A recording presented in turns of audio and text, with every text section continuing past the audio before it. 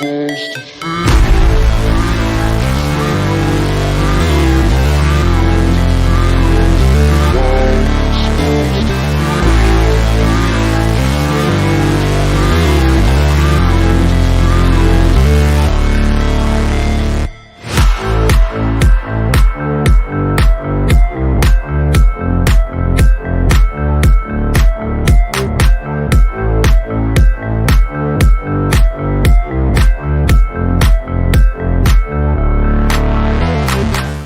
yo, yo. Welcome to NS9 Live. I'm your host, Anthony DiNardo. With me, we got Tyler Sweeney. Tyler, what's up, my man? You know what? We figured we had a day off. We might as well just jump on a podcast anyhow. Being that we had no post-game show, and we're probably both thinking Jim might be on with us if we do it at night, right? No. He's out of town again. Yeah, shocking. I was going to say, yeah, actually, we didn't have a day off. It was a self-proclaimed day off. We just decided to take the day off because, like you said, we had no one to do the game today. It's a day game. It is what it is. The Pirates have taken 4 years off. We're allowed a day. Yeah. But we didn't even take the day. We're here. Here we are. No, honestly, no, we knew there's no post games. We decided, you know what? Let's do it. NS9 Live. Albeit, what aspect have we not talked about with this organization yet? Like this past week? I mean, like, first off, just think like last month, you had the draft. We've talked about the draft, the schemes. You talk about this day-to-day stuff. We had the MLB show trade deadline yesterday. Like, we've done a post-game show every day. Right. What is left? Well, the thing is, we haven't really gotten a chance to just talk broadly about the Pirates, I don't think. Everything's been very micro, and we haven't gotten to talk on the macro level about this organization, I don't think, other than the few passing comments we make after games. Yeah. I think sometimes during the games you get a little tangents, which is fine. Because mostly the games, you could probably record a show and we could press play and just trick the audience every time. Just play the same show over again, right? For the most part. And it would work. So yeah, we go on little tangents here and there. We did do an NS9 Live last week though also. So we had a little bit of a broader picture. I've already kind of forgotten what we talked about. But at any rate, we did, right? And we had our Starbucks, we had the post games, you had the MLB trade deadline show. Then we're on here right now doing NS9 Live. But you know what? We thought about it. What is there to talk about? We haven't really talked and dug deep about. What did we talk about? Oh, it was our trade deadline preview we did. That's right. So we previewed the deadline, then we talked about the deadline. It's been a grind lately, but you've been called out. I know. I saw that. I looked down. I'm like, wow, I'm not wearing black. You just talked about last night on the trade deadline show. I know. This might be the first show you'll see me not in black.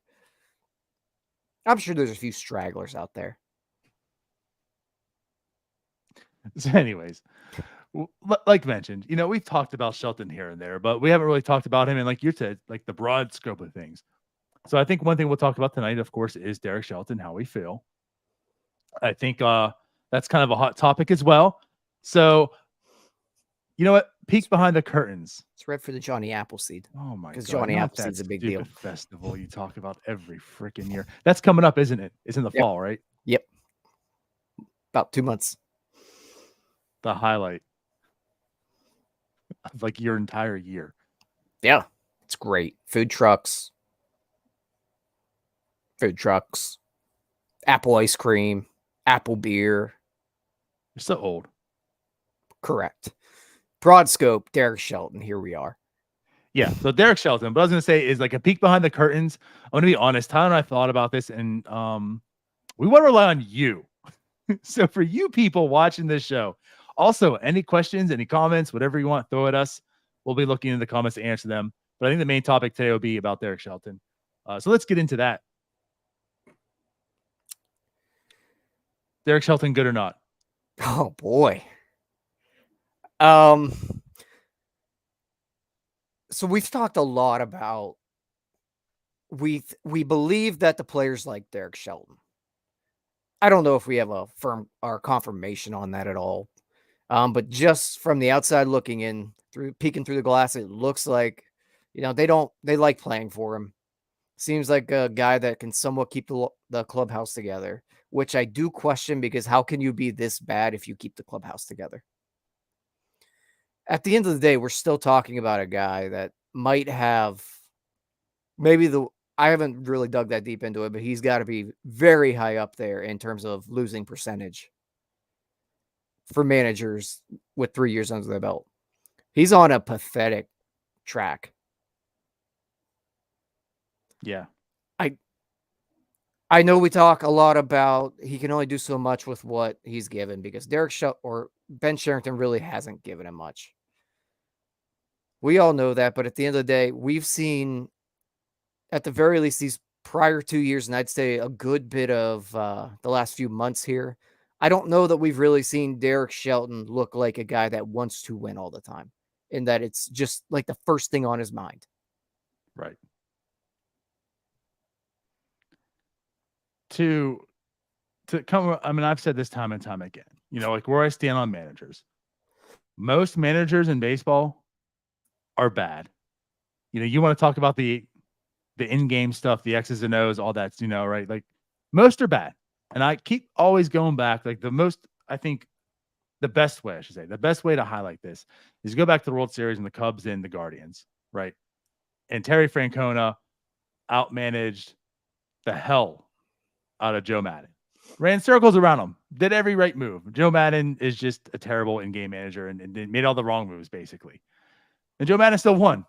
Like, it was like, does it matter? Right? So, like, for one, it shows the emphasis of how little a manager truly matters in the grand scheme of things. To go back to Neil, because we know how much Neil is a Shelton truther. Yeah. I'm messing with you, Neil. But yeah, like he says, why can't Shelton make Nick Gonzalez not swinging balls in the dirt, right? I mean, it's ultimately on the players. Players are the ones that win. But I do think managers matter mostly, like you're going with the clubhouse stuff. Keeping a clubhouse together, keeping the guys positive, keeping them loose, ready for the next game, like all the other stuff. And I feel like that's where Derek Shelton is best at.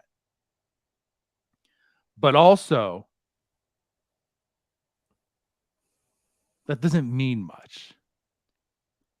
In sports, I was best at basketball. The grand scheme of things, I sucked, right? So just because that's where he's best at doesn't mean like he's good. That's just where he's best at. But overall, I just don't really feel Derek Shelton is that guy. Yeah, I've held the opinion before that I would love to find out what would happen if you just got a guy, I guess like a Derek Shelton, and you just handed off all the in-game strategy stuff to the fans. I think it might be at least pretty close to equally as successful as a major league manager. Because like you said, I think most of them are pretty bad. Mm-hmm. I feel like we've gone through a lot of phases with opinions on managers, just as baseball fans. At one point, it was the old school way of, just knowing ball. That was about it. Then we slowly switched to this phase where Moneyball took over and all you want is a figurehead and essentially the clubhouse guy. Then we kind of moved where the GM was kind of the manager, and the actual manager was pretty much just the CEO or just the face to try to make sure everybody's happy all the time, like a psychologist. I feel like the tide is turning a little bit now, where that gut feeling and things like that, not going by the book nor by the numbers, is coming back around, where now it feels like we're going to be into a happy medium, I hope, where you're looking for a guy that can go by the numbers, but also know ball enough to just be able to use the gut feeling every now and then. Right. Like, I feel like what made Hurdle successful is analytics starting to get pretty prominent at that point. Everyone knows about analytics now, right? Like, for the most part, everyone's bought into them, players, organizations, whatever, right? For the most part, they bought into them. Let me see it. We'll go from there, work on it. But like back in 2011, 2012, 2013, it was still like the new frontier. And Hurdle had a pretty important job to let the players buy into that. And like, again, like that's where it really mattered. He might not have been the great in-game manager. We talked about Hurdle enough. I know we weren't really a prominent show back then. I tweeted about him enough. I was gonna say, we didn't like really talk about him like in this sphere but I know we talked about him in our own personal lives in the grand scheme of things, right? But like that was big. Like those teams don't exist if Hurdle doesn't get everyone to buy into what they're preaching. That's huge. And so I think you're right. You know, like with all the numbers, all the stuff that's out there, I think what you're really finding too is the managers are becoming less and less important because the analytics dictate what to do. That's how a lot of organizations are run. Well, this situation, this is what's called for. You don't need that intuition as a manager. It's all laid out for you, right? You pretty much go in every season and you have the game plan set. It's done. Here's what I do. So I think it's less and less of that. But again, like it could be turning, right? Everything's black and white now. I don't know. I think it's turning. Well, I'm saying it could be turning because if everything's black and white now you kind of need the managers that, because we know analytics isn't the end all be all. Right. And I think there's some organizations that have, to a fault, bought into them all the way.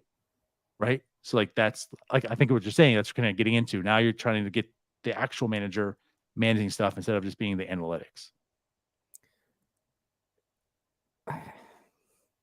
Yeah, I really do think the tide is turning a little bit where we're going to find a happy medium. At least I really hope so, because I really just hate going by the book. But I also hate the entire old school way of thinking. And I mean, for how long teams have been trying to find that advantage, maybe this is the next advantage here. I just wanted to touch real quick on one of these chats in here. Sean mentioning that how can you say Shelton doesn't know how to win when he hasn't had the chance to even win? Let's give him next year. He's going to get next year regardless. My problem is that they have not overachieved one bit. They've been really bad, but they could have just been bad. They didn't have to be really, really bad for 3 straight years. Yeah. Nobody's playing above their heads. This team hasn't played above their heads other than 1 month in 3. How many years are we on now for this rebuild? Year 3? This is 4. 4? This is 4. It's been a long time. I don't remember anymore. Year 4, we've year. seen 1 month of this team playing above their head. Yeah. And it got him an extension. Yeah. Hey, it was perfectly timed for Derek Shelton. He picked the right month to do it. But you're right. Part of the problem is that they are bad. They've been bad. They made sure they're bad. But I guess it just comes down to, again, like even knowing the parts they have, it's just like the decision making that he makes. A lot of times it's gotten better. Like the one thing we talked about last year, we talked about a little bit, just a little bit. This year we talked about it more, of course, in April, but obviously in April, things were going very, very well. So it maybe just didn't matter what buttons he was pushing. It was magic happening in April. Right. Things have improved a bit, right? Like I'm not saying he's the worst manager in baseball. I'm not saying he's doesn't belong in baseball, and that's like it's just with what he's been given though. Decision making you question a lot, and we talk at X and O's here, and again, I've stressed that that's not the most important part to me. So let's go to like the stuff that he does excel at, right? His better part, the clubhouse stuff and all that. One of my biggest gripes with him is just the fact that, again, this is part of it, like just the fact that he doesn't have any of his guys' backs. I don't understand that. Like, I just really don't. Like, he's never out there. You see a guy getting hosed on a strike 3 call, and he's just like, all right, well, on the last out of the game. We'll get to that. I want to get to that okay. after we talk about this portion. Okay. No, I mean, we've talked about it a lot, and then you see it more, and I think you see us get more frustrated when it's a guy like Brian Reynolds or one of your dudes that gets rung up on a bad call. You've got to be out there. Like you can't do it every time, obviously, but we don't see it at all. The only time we really see him argue is when it's something extremely egregious, or there was that one time that he knew the rule book better than everybody else in the field. That was cool. Yeah. The one time. That was the one time I might have been proud of him as a manager. Right. I won't go that far being the one-time proud of him, but like it's a problem to me.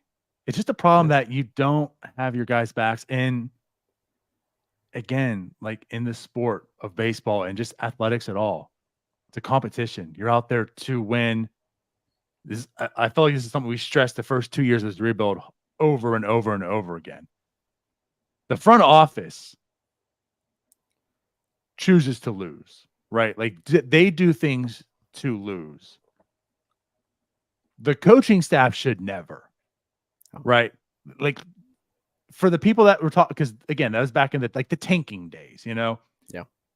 Front office is tank. Coaching staffs and teams shouldn't, because if they are, that's a huge, huge, huge problem. And there was things that could suggest that, well, this is okay because they're tanking, right? Like there was a lot of passes for Derek Shelton because they're tanking. And that's literally what the problem was. If you think that's okay and you think, well, he's doing that because they're tanking, you're not a manager. I don't want you to make moves to lose. That's not the culture you want to build for the team, right? It's like you're not. That's just terrible as it is. And again, like going forward now, I don't think we have too many thoughts of tanking now, right? Like again, you have better players. It's not so much like again, like there's not a Miguel DePozo anymore. At least it's not as obvious. Okay, that's fair. But like, you know what I mean? Like you're not truly out there tanking, having the worst absolute garbage team. There's been improvements. You have most of your prospects up right now that you've acquired with all those trades and the tanking and the rebuild, So you don't have that out anymore. And I understand they're still not a good team, but like there's still many questions on the decision making that he does. The lineups every day, the bullpen usage. I mean, just there's so much. And again, going back to just having your teams back. I don't want, this is what I was going with it. Sorry. That was a long drink of water, as you like to say. Long walk for a short drink of water. Is a competition, right? I don't want to be bullied night in and night out. And like that's what I feel like this team is. They're constantly being bullied. Stand up. Like stop being bullied every time. So a lot of things you just said there, but the point I really do want to touch on is it was a lot. The setting of the lineups, things like that, being the front office being the ones that tank, the manager, the coaching staff, the players, they can't tank. It feels like Derek Shelton was involved with the tanking from the get-go. And that's the problem to me. Right. It didn't feel like he was always trying to win in spots where it was a very winnable spot. And it wasn't even as if he was putting development ahead of trying to win, which I can live with. If you've got, say, a young starter on the mound, you want to see him get through a sixth inning. It might blow the game, but you want to give him that opportunity because you want him to learn from it. I can get that type of thing. It didn't feel like he was ever doing any of that. And there's a lot of stuff about, the team that Sherrington's given him. I don't want a guy that's going to play Josh Van Meter at first base as often as he did. He's in charge of that kind of stuff. And if he's not, I don't want a yes man that's going to take that. I think the best organizations in general are the ones that have a little push and pull from the up top to the managers. You can't just go and step in line with everything that your GM tells you. It doesn't work. I don't think it's ever really worked. I can't think of a World Series winner where it feels like top to bottom, the GM's pulling all the strings. The Yankees tried it when they hired Aaron Boone. Yes. It's not working. Yes. I wanted to go there exactly.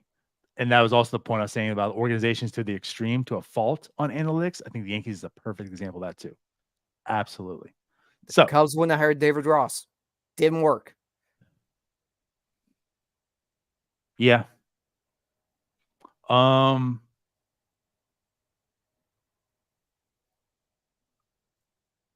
spaced out. I'm sorry.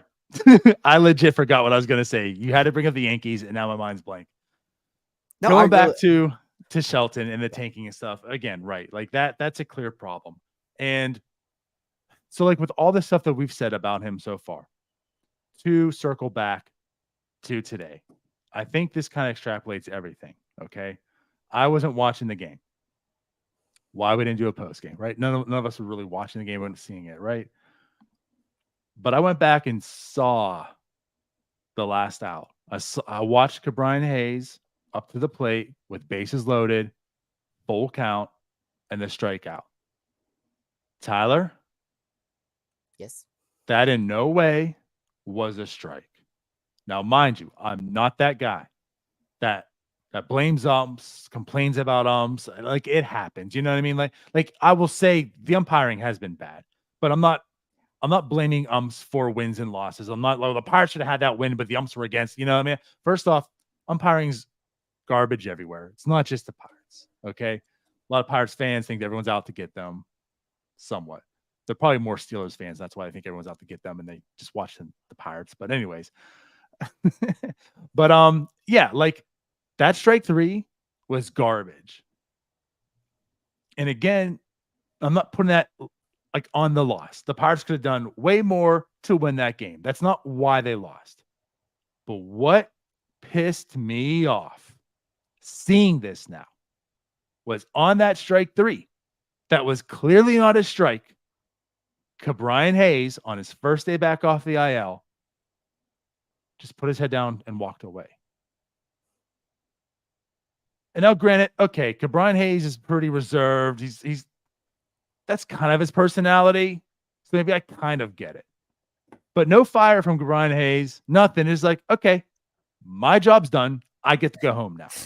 And then the camera goes into the dugout. I get to go home. And that was Derek Shelton as well. Okay, we get to go home now. I'm sorry. I take huge issue with that right now. And I understand you're a last place team and this isn't like playoff implications and such on this win. But what losers? You were down at that point by 3 because a batter walked in. So you're down by 3. Bases were loaded still. The winning run's at the plate. And that guy just puts his head down, walks away, doesn't give 2 shits. That call is what ended it. And the manager felt the same way. Wasn't going out there, even talk to the umpire. Yeah. Nothing.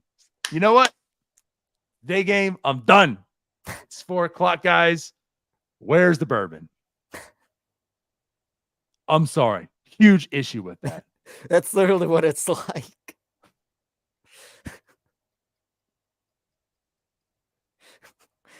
It's like when you get an email like 2 minutes before you're about to log off. You're like, yeah, it'll be there tomorrow. Click. I'm taking a half day today. Click. Us as employees, that's fine. No, that's really what it's like for this team at this point. Like, I don't know, man. It's a bad look. At the very least, you have to get up there and you just got to go walk out there and tell the umpire you messed that one up, man.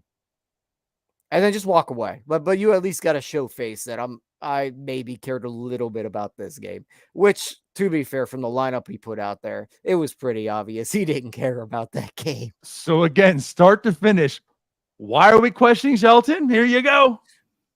Yeah, that's really a lot of what it comes Why was back Figueroa not there? Right. Why was Jason Delay behind the plate?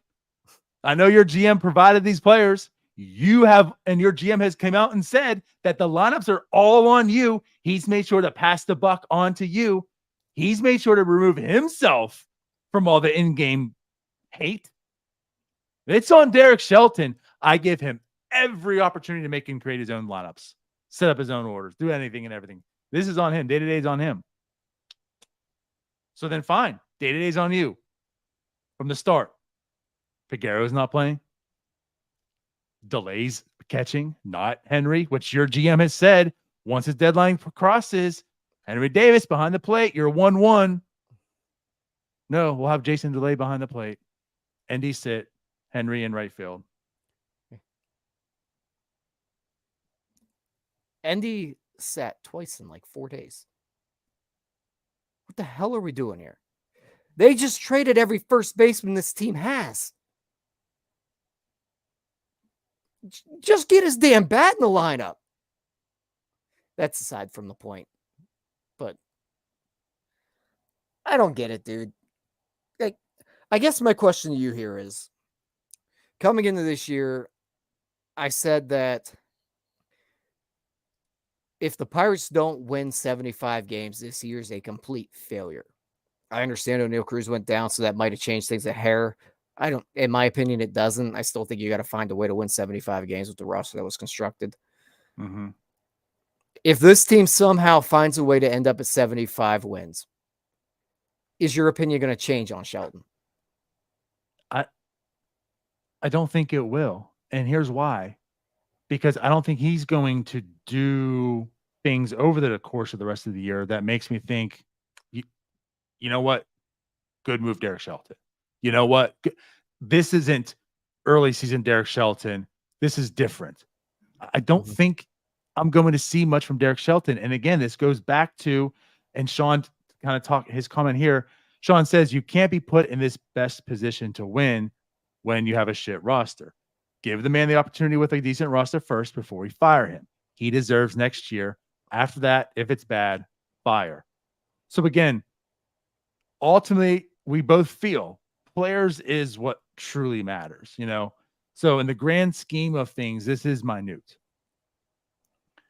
But I do feel, again, X's and O's, and that's the stuff like we're talking about. Like when you see him making moves, I don't think I'm going to see second half Derek Shelton say, well, he wasn't doing that first half. Oh, I like that. I like that pull, or I like him keeping him there in that situation, or I like that lineup. I don't think I would be saying those things. So therefore, that's why I don't think my position's going to change just because they win. If they win, I feel it's because the guys they called up, your Endies, are playing well. Henry Davis is playing well. You know, Peggy's playing well. Like, I feel like the rookies that are here are playing really well, and therefore the winning, not because Derek Shelton has just went in the trenches and like, I'm going to win every single game and done it. Yeah, I think you kind of hit the nail on the head there, because if they do go on a streak here, it almost has to be just because these young guys get hot.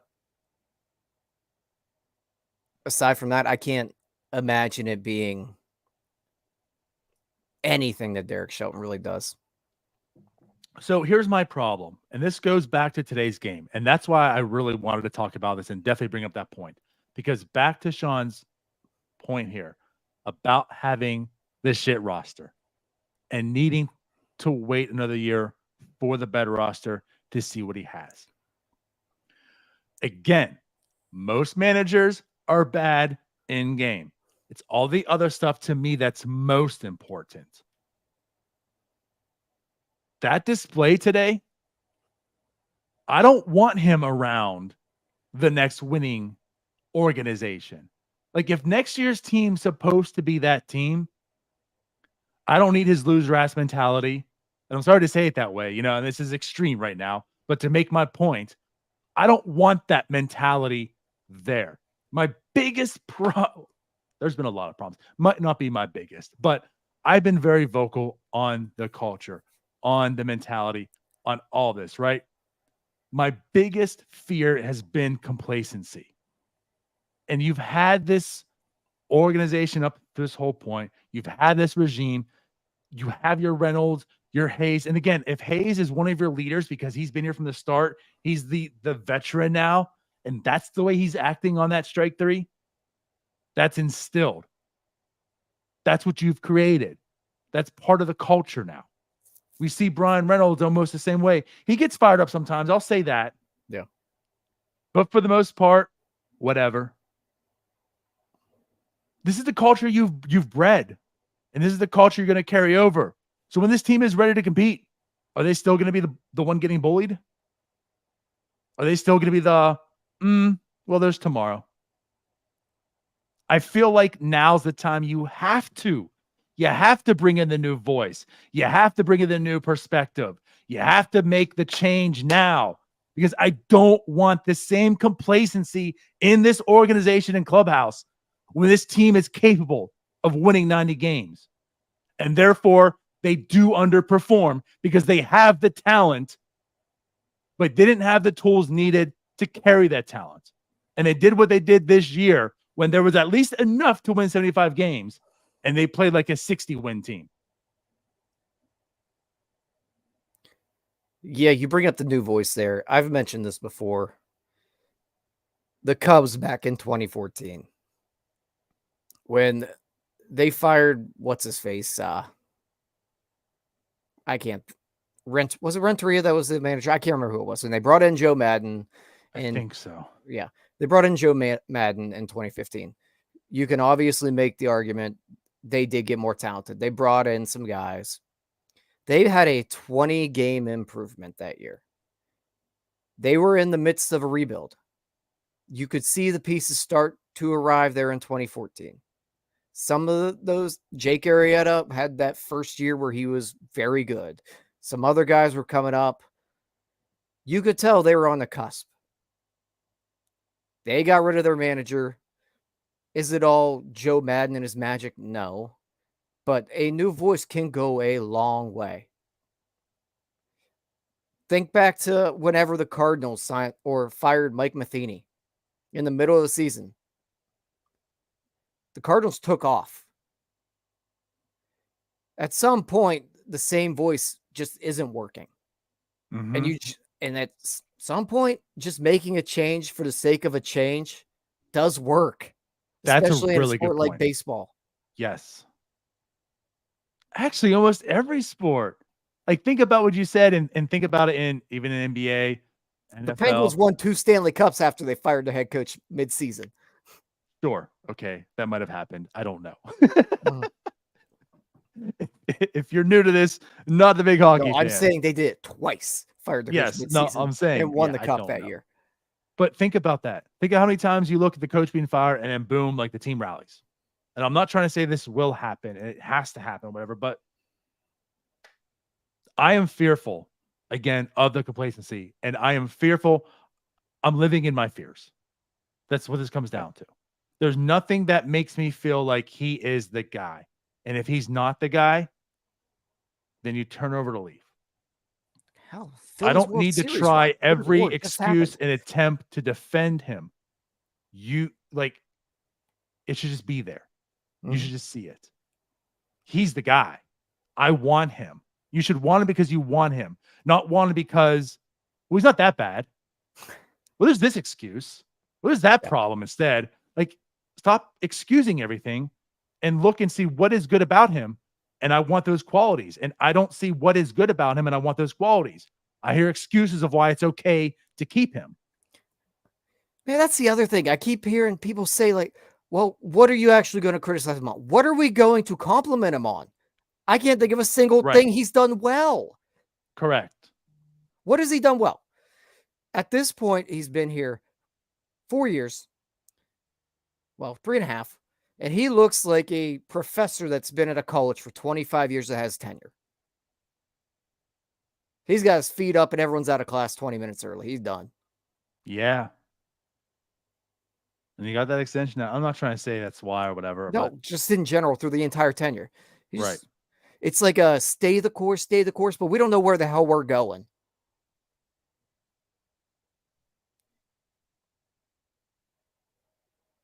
Amen. Trust the process until the process takes you off a bridge. Again, like that's just where I'm at. There's nothing that makes me feel he is the guy. And if you don't feel that, there's no reason to keep him. And at the same time, it's a great opportunity for him. He became a manager, first-time manager. Like, you're not going to turn that down, right? It was a great opportunity for him. But it is kind of like a lame duck situation. You know, you're there. It's a losing culture. It's kind of just is the way, too. It's time to turn over that new leaf. Like, you need that new voice. Yeah. And again, like, I don't see, if he came in, he was brand new. And again, like, you're just seeing things. I felt it at first. And what I want to say to that is, like, you were seeing him in Musgrove. It felt like connecting majorly.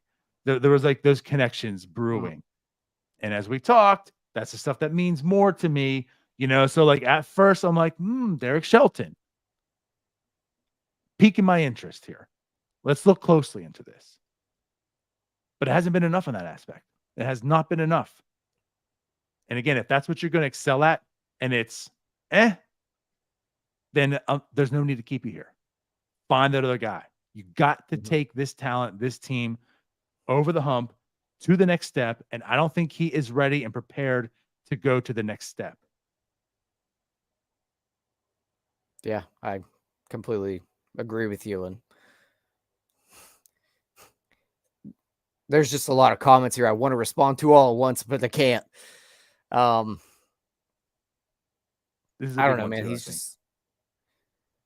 He hasn't done anything to make me want to keep him. That's really as simple as I can put it. I haven't seen anything out of Derek Shelton to this point that makes me think that he is a good manager. I know people can say that we haven't seen, there's nothing really to criticize about him, this, that, and the other. Like, what does he do really poorly? Well, what does he do well? I said that before, but that's really what it comes down to. What does he do well? Name me one thing. What has improved since Derek Shelton has gotten here? And to some of these comments, like Jim says, the accountability for anything except cash on his phone, stuff like that. To me, there's a fine line there. And like Sean's point here, sarcastic saying so players can't dance. Sometimes laughter and fun can change the tide. Trying to make a point. This is why I'm not too hard especially in baseball, right? Because a lot of people are like, you see the comments. I mean, just think about Juju. Actually, just think about Juju, right? How blown up that is. You stop dancing and focus on baseball, or football. Maybe it'd be good. Like I'm not the guy. It's like baseball. Like you have to. It's a grind. You have to have fun. As a manager, you have to find ways to incorporate that. Actually, I mean, Kutch talks about it all the time. Yeah. Even like as a player, right? And again, that's what a lot of the vets are here to teach and learn, pass on, right? So like there's the fine line of keeping things loose. And you have to have respect though. And in both ways, have respect that, you could be part of the clubhouse. You're not like the disciplinary guy who's always coming down on players, right? But you also have to have some of that discipline. You can't just be, hey, I want to be the friend. So I guess like that's where the accountability part comes in with Jim. But in the same sense, for people who think that he's too lax, to Sean's point, like you have to have some of that, especially in a baseball. So you have to be able to manage both. And I feel as if that's what we say about like the players coach, like he does the other aspect stuff pretty well. He doesn't like to be mean, maybe. That's why he doesn't go out there and go to the umps. That's why there's no accountability. Like, is that what it is? I think you can go back. Would you argue that Clint Hurdle was a bit more of a player's coach as well? He did well with the clubhouse. That's why I liked Hurdle. In 2011, McCutchen did not run out a ground ball. Andrew McCutchen got benched the next day. Do you ever see Derek Shelton doing anything like that? I'm not shocked you remember that because I sure as hell didn't. But I'm glad you did because good point. Answer is no. Also, biggest defender of Castro.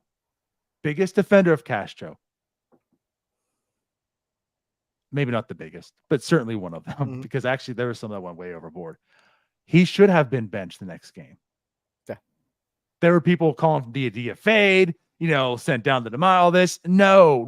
Like this is a learning opportunity, but he should have absolutely been benched. Like you just have to do it. You just have to be like, listen, this was dumb. You're an idiot. Don't do it again, but it's okay. But I have to bench you. Like Castro, I think was probably shocked that he wasn't even benched. To put it better, if O'Neal Cruz does what Castro does he get benched the next day? Because that's what Andrew McCutchen was in 2011. Rodolfo Castro got thrown under the bus nonstop by this front office and coaching staff. And they backed over him too. He did, but even there, he should have. I mean, he was fined. He was suspended, right? He was suspended a game. Yeah. Was it one? I think just one. I think just one, yeah. Okay. But he wasn't benched. Like, he was out there starting the next day. That's a terrible message. Even though it was stupid, it was silly. It's not the end all and end of the world. And like, oh my God, this happened. He needs to be DFA'd. But like, you got to walk up and say, I got to sit you tomorrow now, right? Yeah. Like, that was dumb. Get your head out of your ass. That was dumb. You're sitting tomorrow, but I love you. That's the message. And that, like, again, this is coming from me. One of the biggest supporters of Rodolfo Castro. Yeah. I didn't get that. But, I mean, early on in your career as a manager, there are times where you pick your spots, and especially if you're going to be a guy like Derek Shelton has been, where it seems he's more of a clubhouse guy, you got to pick your spots to where you got to be the bad guy. I don't know that he ever did that. Now, granted, nobody ever really stuck around long enough to walk all over him. So, sure, I guess that maybe that's just where we're at. I don't know. We're 41 minutes in talking about Derek Shelton. I still don't know what he does well that people want to keep him for. And this is more of an analogy for like Charrington, of why, I guess, for the people saying the same thing, like, you have to wait for Charrington's people to come. You have to wait to see this through. Again, this is more of an analogy for that. But like, if you buy a house, you're buying a house, right? If you're building a house, you've hired builders to build your house, right? And they're 75% through, and you're looking at a house and you're saying to yourself, this looks terrible. Are you, as the paying customer, going to say, but I got to let you finish it? Like, I can't criticize you now, even though it's crooked, and I'm pretty sure there's a hole in the floor. I have to wait till you finish it. Then I can criticize you. Like, that doesn't make sense. You know what? Then I'm just going to hire an interior designer. They might fix it. I don't know. It might look good then. You know what? Yeah, just buy a rug. Right? Then you can't see the floor. And then I'm going to plant my trees crooked, so it makes the optics look like the house is straight. That's where I'm at. Like, you don't have to wait. There's no rule that says you have to wait.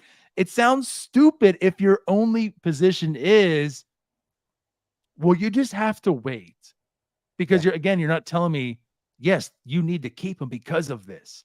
It's a default of, well, you just have to wait. Let the other stuff come up and then find out. You've had 4 years to see what he can do. You should have been able, like, to analyze this. Like, there's still things to take away, even the team's losing. You shouldn't have to wait 2 years of the rebuilds, built foundation, house, everything, to then decide, oh yeah, we screwed up. But now Reynolds is 32. Now Hayes is 30. Now Henry Davis is 26. Oh, damn, what are we going to do? It's too late. It's too late. Then it puts you in a position you got to hire a Tony La Russa to try to dig yourself out of it.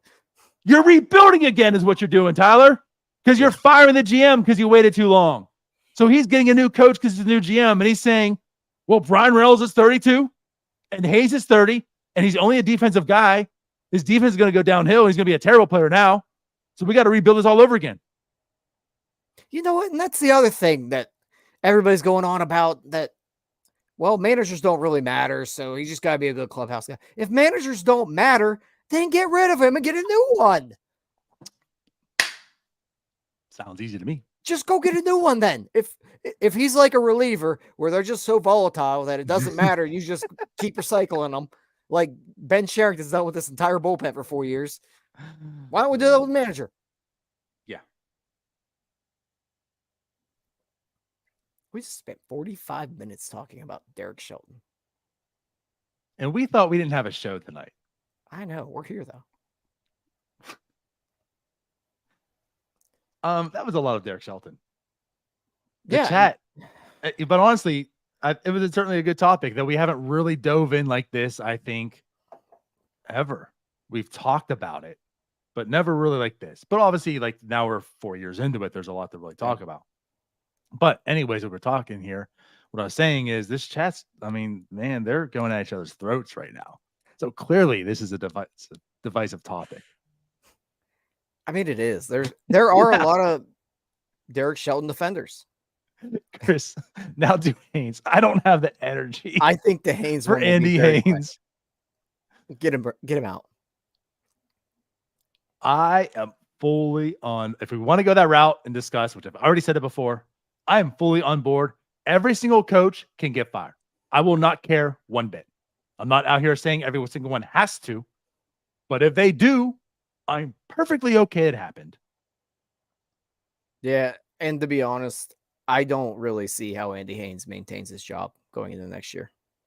I just can't see him keeping him. He feels like he's going to be the scapegoat. He has to be. Fire everyone. That's my stance. Fire everybody. I think Next year needs to be turning over to new leaf. Everybody has to go. It's a whole new coaching staff here with the new guys. Here's how we're going to win. Yeah, I mean, even Marine, his seat's got to be warm. Like, there's been too many misses of young guys coming up that just, it's not working. Do you remember how much I hated Marine? Yeah, I never really became a fan of him. And how long it took me to get onto the, okay, I don't hate him. And then early this year, you actually even heard me say, you know what? This pitching staff, the coaching, right? They've earned enough that you have to give them the benefit of the doubt. I actually said that. You know what? I'm back to where I was. Oscar Marine is a great pitching triage. He will tell you where you need to go to get better. Only if you ask, though, because he won't be forthcoming and see that this person needs to work on something different and send you there. It's only when you've become the worst pitcher in baseball and your back's to the wall and you say, I need to do something. And then he'll say, hey, call up Clay Holmes. Hey, go to Trade Athletics. Hey, Ronesy, you're next. I can't fix you, but I know a guy. Somewhere in Seattle, Washington. There you go. I am perfectly okay with Oscar Marine getting fired as well. Yeah, there's just way too much. There's way too much that's gone wrong with these young guys. The Rowanzi and Luis Ortiz just being absolute failures this year. And Rowanzi's the big one, I think, because he's had a lot more time with Marine. And the amount of regression we've seen out of him, he's just got to go. I'm okay keeping him, but I think he's got to go. Like, I'm not going to be upset if he's the last remaining person. I'm just very fearful, and you're the one who keeps bringing it up too. But this whole slider thing just feels I don't know what like the two seam of the old regime. Right. You know, it's like everyone's got to have the slider now. And again, like in April, very successful team. Ronesy was pitching well. Vince Velasquez was pitching well. You talked how well the slider was, and then things turned. And that's why Vince Velasquez is incomplete. A lot of people are going to say, look how good Vince Velasquez was. Mm-hmm. And I guess my point is he and Ronesy were doing almost exactly the same thing. They were almost identical pitchers. Ronesy was excellent. Velasquez was excellent. Velasquez didn't have the opportunity to decline because everyone saw what he's doing. Like Ronesy. So all I'm saying is, yeah, he was good at beginning, but like we could easily be talking about Vince Velasquez and how he fell apart right now as well. Oh yeah, I think we definitely would. Well, I mean, we are. Like, his arm fell apart. Well, literally he fell apart, but I think we keep talking about it figuratively as well. well. But I think it's like it is somewhat connected here because we're talking about Luis Ortiz and Rowanzi Contreras both losing velocity on their fastball all of a sudden. Right. Vince Velasquez is a very similar type of dude with the slider heavy approach. Yep. Like, I'm not really trying to grasp at straws here, but there's a bit of a connection there. And the slider is notoriously not really great on the elbow. I also don't know that they tunnel it very well so that they almost sacrifice the rest of their pitches just to make sure that slider's so nasty. And it almost seems like the rest of their pitches are just not working as well as they should be because they're so focused on this slider and making it as good as it can be. And again, like at one point, Ronesy's slider was like what, the 5th best pitch in baseball, and like Vince Velasquez was like the 8th or 10th, and we're talking about elite sliders. Then shit hit the fan. Yeah, it did. So yeah, I guess again, like with all the coaching staff, absolutely, I am okay with every single person being gone. I doubt that happens. I mean, I don't think that's really ever happened in this sense, right? Not without a whole new regime taking over. So I doubt it happens, but I'm absolutely okay with it. But I'm with you. I think Andy Haynes absolutely goes. Oscar Green probably stays, and of course, Shelton probably stays too. Yeah, that's the way I think it ends up shaking out, is that Haynes is a fall guy. But I also think there's a better than zero chance that Derek Shelton's gone by the deadline next year. Because I could see next year being very bad. Next year, you have to. Again, this is a big year for Charrington as well. Next year, in 2024, you have to see results, actual results, not excuses, not the future. Results matter absolutely in 2024. They should have mattered more this year. Carried on this rebuild even more. Whatever. Okay. Can I say something? And I'm sure she can probably hear me right now. And if not, I've already said it anyways. So, like, you have regular cups at home, right? I have regular cups. Great cups. No big deal. Just normal cup. My wife bought these things for us. Like, what the hell is this shit? Like, what is this? This is just a normal cup. Why do I have this and not a cup? Dude, the real question is, why are you using that? Because I don't have cups anymore. She thinks it's a great idea. She replaced them all with those. There's like 4 of these, right? Well, you only need one. It lasts you like a whole day. Look at this thing. Oh my goodness. Stupid. God, sometimes I hate her. What a woman. Anyways, away from my sippy cup now. I have no idea what we were saying. I don't either. The coaching staff, scapegoats, whatever, blah, blah, blah. Yeah. Oh, yeah. I was going to mention, I do think that if this team starts, say, 5-15 next year, Derek Shelton's got to be fired immediately. That's how short his leash has to be to me. I hate going like hot take stuff like that.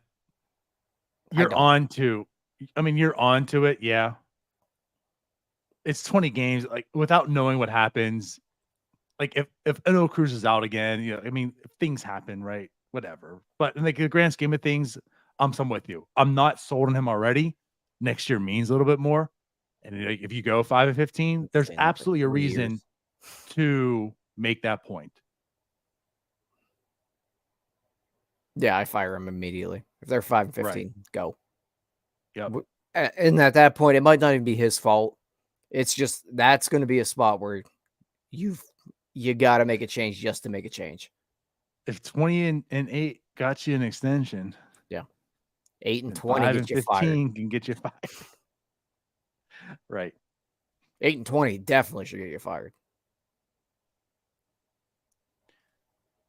We're 54 minutes in. Was there anything else that you really wanted to talk about? Anything here in chat? No, they're all arguing about Derek Shelton still. I did want to ask you a question, though. Sure. So I know, like, Charrington gets a lot of flack for the bullpen, right? And the team doesn't have a great bullpen. So I was thinking and looking ahead into 2024, right?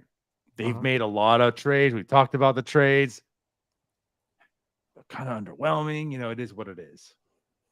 So I'm looking to see like who the Pirates could have on their roster next year. And I don't want to throw names out there. I want to ask you, play a little game here, right? I want to start with the first player. Currently, this guy. Oh, shoot, hold on. I lost it.